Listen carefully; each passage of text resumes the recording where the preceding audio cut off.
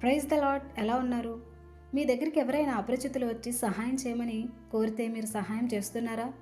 కొంతమందిని చూస్తూ ఉంటాం కదా, వాహనాల మీద ప్రయాణించేటప్పుడు ఎవరైనా లిఫ్ట్ అడిగితే లిఫ్ట్ ఇవ్వని వారిగా ఉంటారు.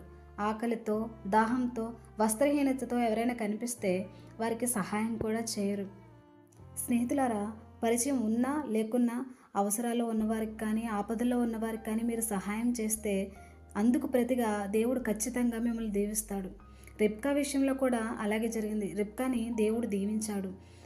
ఒక పరిచయం లేని వ్యక్తి రిబ్కా దగ్గరకు వచ్చి తాగుటకు నీళ్ళిమ్మని అడగగానే రిబ్కా తాను చేస్తున్న పనిని వదిలేసి కష్టమైనా సరే అతనికి త్రాగుటకు నీళ్లు చేదిచ్చింది. అంతేకాకుండా తన ఒంటెలకు కూడా నీళ్లు చేదిచ్చింది.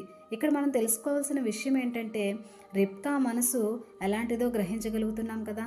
ఆమె ఎంతో ఓర్పు గలది, సహాయం చేసే మనస్తత్వం గలది. కాబట్టి ఈరోజు నీవు నేను మనల్ని మనమే పరిశీలన చేసుకుందాం.